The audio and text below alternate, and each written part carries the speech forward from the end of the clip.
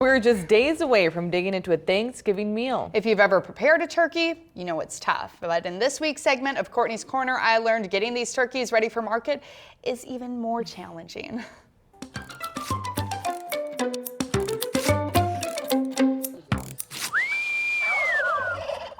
You get to watch the turkeys grow up and explore the world. Freedom to roam and work together with other animals. So we graze the cattle on it for about a day, maybe two. As soon as the cattle go by, we try and put the birds on it. Then they go through, and everything that the cattle have left behind, they scratch through, and then they eat the bugs that are in there, in the cow patties. William Waterman raises 150 turkeys a year and says it's hard to find a farm like his.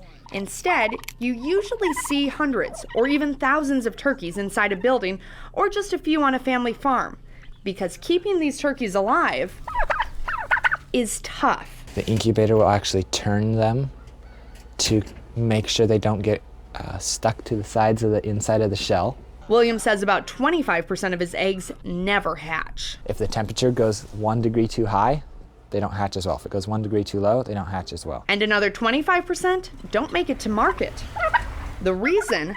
They are extremely fragile the first 3 months. When it gets damp, then you get mold, and then they breathe that mold, and they got just this tiny little lungs, and then they start coughing, and they don't do very well. And they're not very bright. They will all bunch together to get warmer and warmer, and then they'll start smothering each other. So you have to check them all the time. Something as simple as a bucket can do a lot of damage. They fly up in, and then the next one hears its friend in there, so it flies in there too, and then more fly in and more fly in. But once they get older, the turkeys can take on just about anything.